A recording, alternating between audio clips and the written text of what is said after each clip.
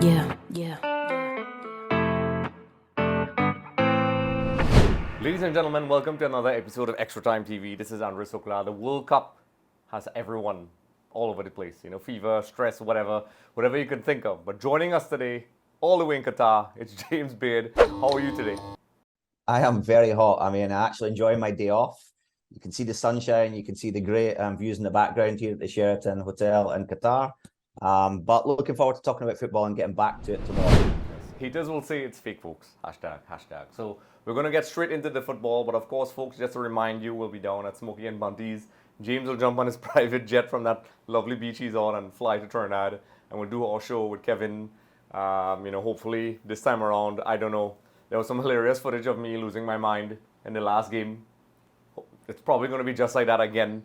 And also, when you come down to Sooklal and Bunty's, we'll be giving away prizes. We gave away the first bunch of prizes. We'll put the links on Instagram, and we'll also put it in this video as well. Our most recent prize winner, which I won't mention right now, which is something you'll see.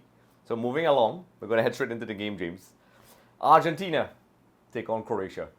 Obviously, this is a game that, at the beginning of the tournament, the way how things started, people weren't sure what was going to happen with Argentina, and Croatia were the finalists last time around. So what are your initial thoughts heading into this game? I think this game is going to be a lot closer than we think. I mean, everybody thinks, the firepower that Argentina have, the fact that Croatia are, a little bit of a pragmatic team, but they seem to get results. But I think it's going to go right down to the wire again. I think if you look at the stats, for example, I mean, recently it's head-to-head, 2 wins to Argentina, 2 wins to Croatia, 1 draw. So, and then even if you look at the form coming in, yes, Argentina probably have better form, but it could go any way this game. There's a glittering of stars on both sides, and it's going to be a real mouth-watering game. And at the end of the day, it's for a place in the grand final, the World Cup final on Sunday the 18th. So everybody's going to be raring to go. Everybody's going to be leaving it all out in the field. And the same passion we saw in the quarterfinals, on and off the field, you're going to see on the field as well. Correct. In the last game, folks, you can take a look at those previews. Brazil, Croatia, James and I, we spoke about how close that game was. I think no matter what, even though Argentina were 2-0 up in the last game, we both knew, at least I knew, that was too good to be true. It was never going to be that easy. So, we'll head into the form guide heading into this game, which you just mentioned. Argentina started off shaky. Croatia seems to be growing from strength to strength in the Brazil game. As the game went along, Croatia seemed to really thrive in that sort of setting. And, penalties is something that does not daunt them. They are not afraid of anyone, and they have quality players. In the midfield, we mentioned this numerous times. Modric, Brozovic, Kovacic, Perisic, and so on. But it will be unfair to not mention the great performances of the other players. I was genuinely, I shouldn't say surprised, because I know there's some quality there. And Lovren, in particular, surprised me in particular for this tournament. I thought his age would have caught up with him, but it shows that national pride kind of gives you that extra edge for your country. Heading into this game, I know everybody's talking about Argentina. Let's talk about Croatia. How important do you think, not just the regular, it's easy to mention the 3 guys I mentioned before, but the performance of the defense against the offense of Argentina? Well, I think to me, one of the most important figures is the coach Dalek, because he's been absolutely fantastic. I mean, to be able to go back to back so far in the competition, the last World Cup, this one, with the players he has. I mean, yes, he has, like I said, you mentioned Modric, Perisic, Kovacic. But he's able to continually get results. And this is a team that, as I say, they're not easily beaten. And one of the things they do, they get compact defensively. They're able to, they don't have too deep a line, but they're able to get results and score goals too, which again wins games. Obviously, the goalkeeper, Livakovic, has had a fantastic penalty shootout record in the last games. He's had some massive saves. Probably maybe one of the goalkeepers at the tournament that will get a massive move after this, I'm pretty sure. I think he plays back home in Croatia, I think, or Dynamo Zagreb or one of them. But he's a huge figure in terms of presence, but in terms of goalkeeping, his concentration, his ability to make saves is absolutely phenomenal. So he has to be up there. I think Guardiola has been absolutely sensational at the back with Lovren. As I say, we know Lovren, obviously, from England.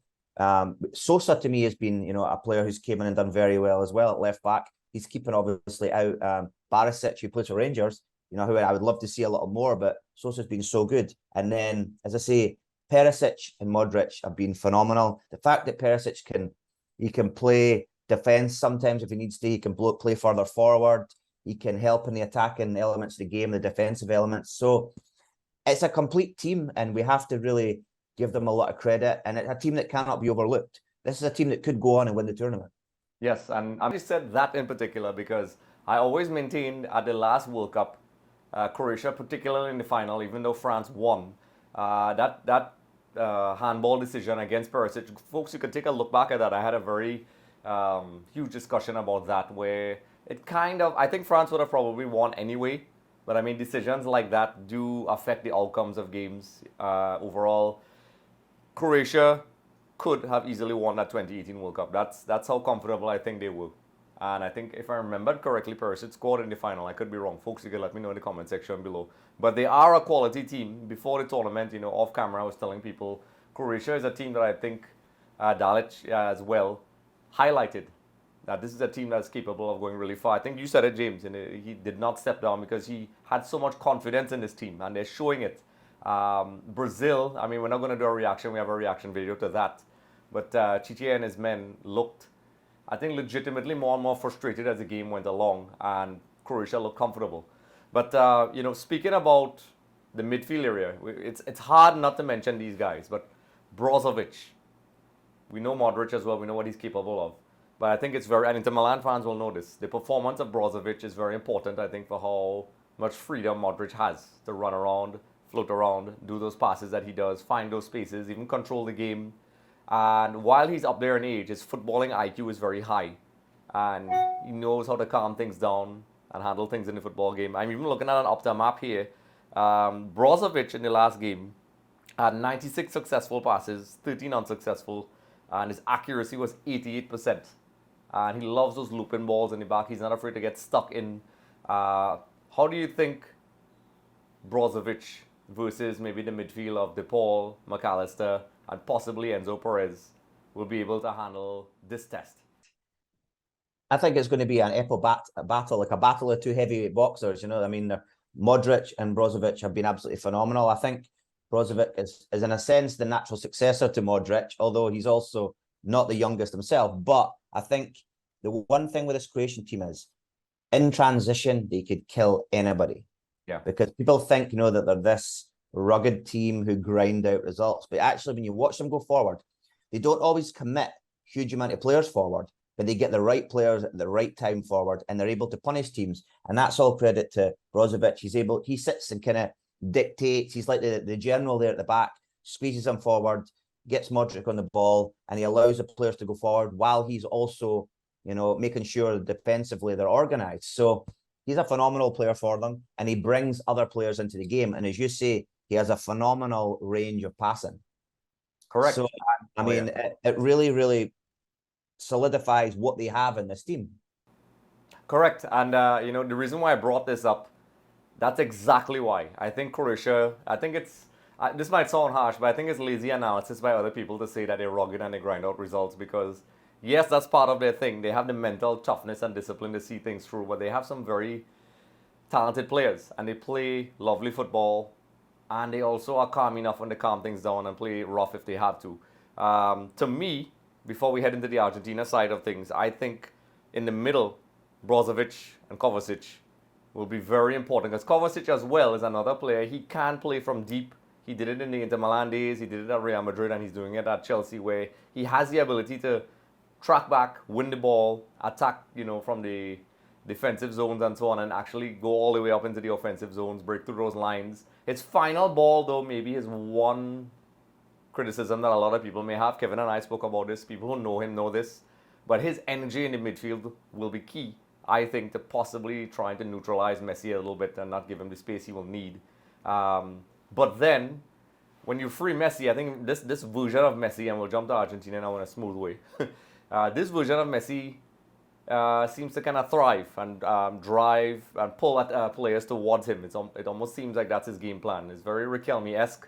I've seen a couple times where he kind of walks around and players pull towards him and then he whips it out wide. So to me, and you could let me know what you think about this, that particular area of the field is where Croatia, if they are to stifle Argentina, I think those two guys, before we get to the defense, are very important to trying to break up Argentina's, wanting to have possession and control the midfield and not make them too comfortable. What do you think about that? Well, no, I totally agree with everything you said. I mean, one of the things I would say though is you can look at the starting 11 for Croatia, and people look at the bench and think, there's not a lot of huge names there.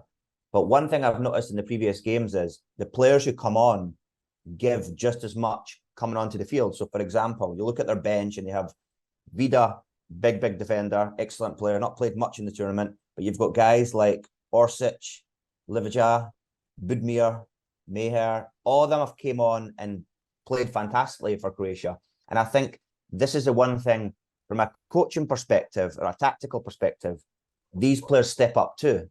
And you need those players with that same desire, because you cannot put a substitute on and they don't live up to the same standards as the player on the field. If not, there's no point in bringing them on. So I think that's one thing that Dalek has done well with. He's brought on the right substitutes at the right time. He's not been scared to use players who are so-called lesser names, and it's worked out.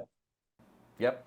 So let's speak about Argentina's side of things. Heading into the tournament, we've seen they started off. We all know about that Saudi Arabia game, and they seem to have kind of stabilized things after the Mexico game and the Poland game and so on. But while they have very well-known attacking players, they have solid midfield, and on paper, solid defense. They started off games really well. They look like they're in total control, and then for various reasons, like I was even looking back at some of the games, it's always like some ridiculous thing. There's nothing normal with this team. Like, for example, in the Australia game, the goal that was scored, that deflected past Martinez, then Netherlands after some substitutions. And this is the point I'm going to make. Argentina had a lot of changes to make before the tournament, and to me it showed it against Netherlands once Acuna came off, once De Paul came off, and Romero came off. There was a period of disarray where they kind of lost the plot and had some trouble dealing with the physicality of the Dutch players. This is something that will definitely be a huge concern for Scaloni, because heading into this game, they don't have Montiel because of the suspension, and also Acuna. Tagliafico, who is their left back, throughout the entire tournament, he seems like he isn't in form. He's a top quality player. I like him, but in this particular tournament, it seems like he's struggling. How important it is, that Scaloni probably tries a different formation. What do you think he's going to do? Because it clearly hasn't worked the way Scaloni liked. He tried to lock things down by switching to 5 at the back. And is he going to do something different? And how do you think he's going to handle those suspensions? Well, the one thing I would say is we don't know exactly what any coach is going to do, because anybody could throw out anything. I mean, again, I could put myself in his shoes and say, well, maybe I go to a 3 in the back, because to me, the midfield battle in this game is the most important thing. We know with the players that Croatia have, Argentina are going to have to win that midfield battle and take their chances. Now, the downside to that is obviously if you go to a back 3, it leaves you susceptible to those wide spaces, or if depending on who's playing wide for Argentina. So, I mean, he could bring in, like you said, players to cover. He could switch to a back 3, but at the end of the day, it's the 11 that he chooses. And you can't help but look at the Argentina squad, even the ones on the bench, and say, well, if you're talking about on paper, Argentina should win. But again, it's not played on paper. We know this. We say this all the time. It's a cliche. And also, the one thing that will heavily come into this game is that passion, that desire. We know the last game was a record-breaking game. 18 cards were handed out between Argentina and Holland. It's going to be that kind of feisty affair again. Both teams are going to live and die on that field. And as I say, it may not come down to necessarily the tactical battles so much. It may come down to who just wants it the most. I mean, we're one game from the World Cup final. Yep, and sorry, go ahead. Yeah, and so from for example, we know how much this has eluded Messi. So he is going to pull his team together and fight for every little scrap out there. Correct. And, we speak about analysis. That's what we're doing right now. But James, you and I have worked in football together and separately. And that little intangible that you spoke about, we could speak about tactics and preparations for the game. But the actual game, you need that mental fortitude that sometimes just to muscle you through. And sometimes technique goes out the window. And it's just down to good old-fashioned having a good old mental and physical fight on the day sometimes, just to get you over the line. We are the crucial stages, folks, at the World Cup. So, the emotions are very high. And that's an aspect that you have to take into consideration. I've seen on paper a lot, much, more technical and, more favored teams lose because of determination and tactical. I mean, to contradict ourselves a little bit, determination plus good tactical preparation by teams that are quote unquote not as good as the other team. So anyway, let's talk about formations. We'll start off with Argentina first. Scaloni has used various formations. He's stuck with the 4-3-3, and then he does 5 at the back with the 3 centre backs. He seems to like that sort of tactical scenario where I think he plays very cagey at first. I think that's his way of maybe controlling the game. And then he always seems to have a little bit of a burst in the second half where they look like they're in control. And so far it's worked where they get the goals up until that point. Do you think he's going to stick with that same formation? He has a tendency in some big games to switch to a 4-4-2 and spring a surprise on the opposition, depending on the, whatever Scaloni sees fit. So how do you think Scaloni's going to approach this?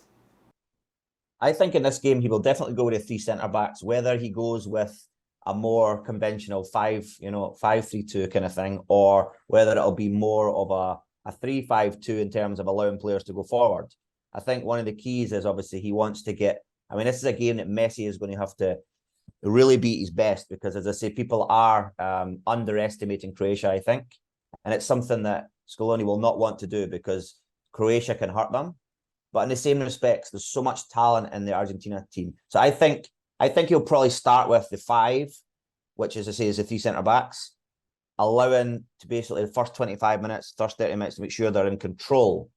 Because one thing I noticed also is, and he may even keep it right through the game, because Croatia tend to come into the game as it goes on. And that's one thing he'll be very clued in on. He'll have done his homework and say, well, Croatia, because they play in this transition phase, they play an attack and transition from defence to attack very quickly, very sharply. He's going to have to be on his toes, or Argentina are going to have to be on their toes for the whole game, especially in the later stages of the game. So it's going to be, as I say, yes, tactical. It's going to be a lot of fight.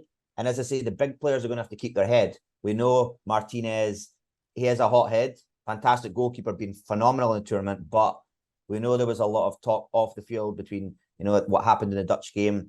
The referees are going to be homing in on those players, are going to be watching them like a hawk. And that is going to be one decisive factor in this game too. The tackles, the concentration, and just keeping the head. Correct. And, the suspension of the players like Acuna and so on for Argentina, I think that'll definitely play a part, and we'll see how Scaloni does it. I'm assuming, we could be wrong, that Tagliafico is a logical choice positionally for Acuna. And there's some issues. Some people are saying DePaul is not 100% fit, but I think he is very, very important to how Argentina plays. He adds that balance. They already lost Lo Celso before the tournament started, so kudos to Scaloni for adjusting, using McAllister and Perez to really, Fernandez, to adjust. And I think it will be an interesting battle. So, key players, because unfortunately, we have to manage our time. We would talk about this for hours. Key players for both teams, folks.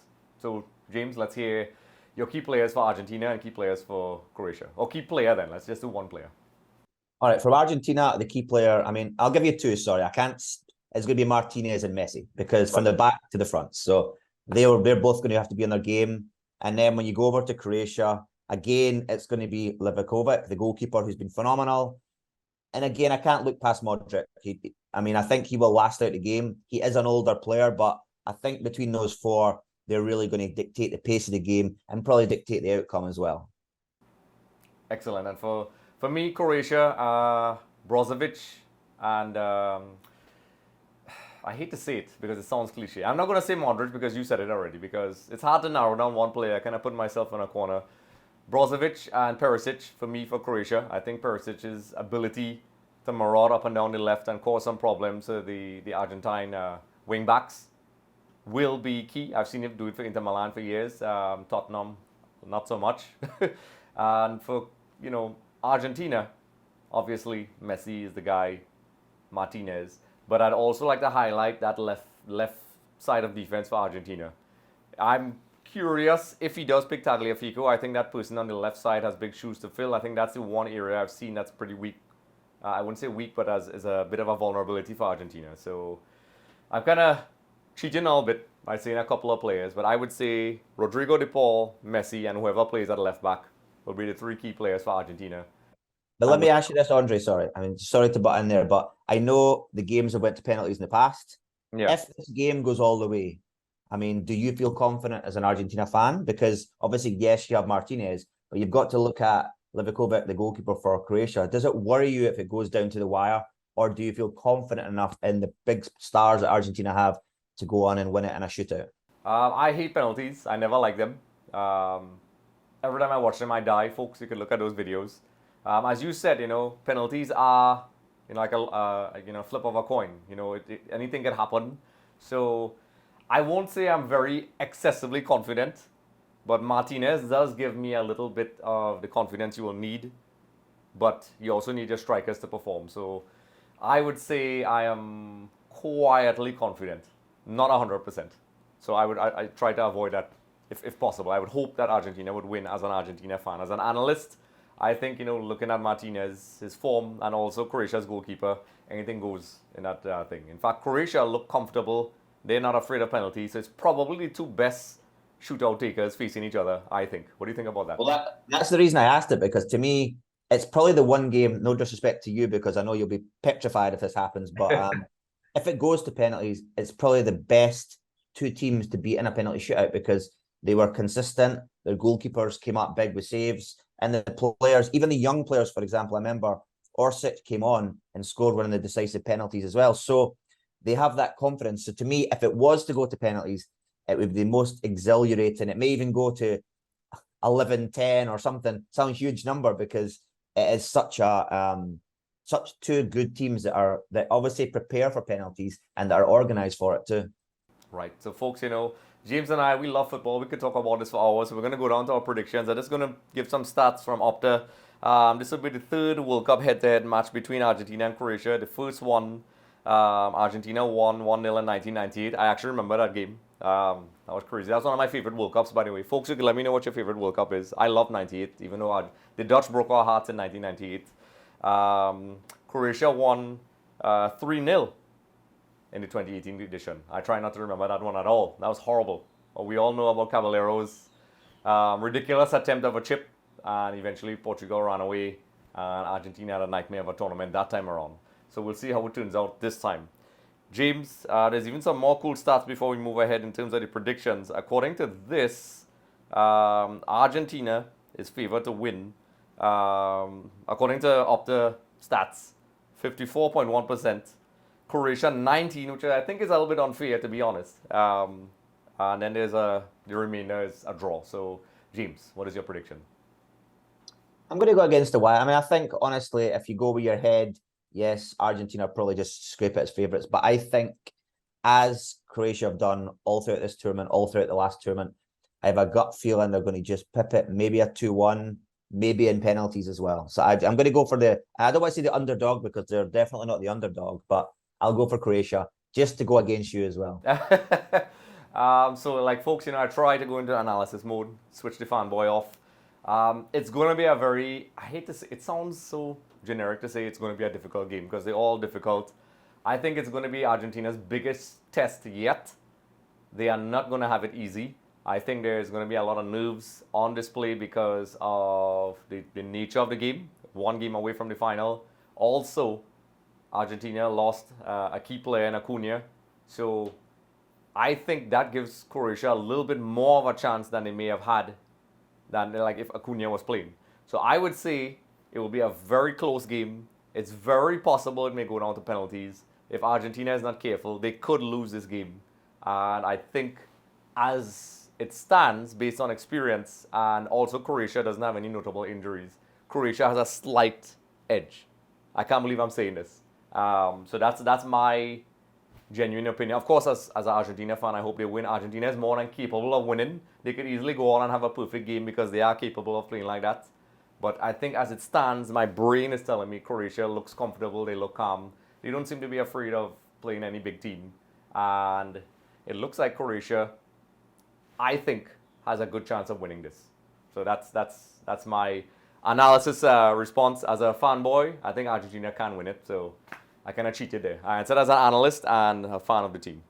See, James, I kind of blurred the lines. So, folks, we're going to have to wrap up this one and head to the other game. But before we head into that, let's hear a wonderful message from the kind folks of Biotech. Biotech Plus is internationally certified for all clinical disinfection and sterilisation, all infectious disease control and surgical instruments.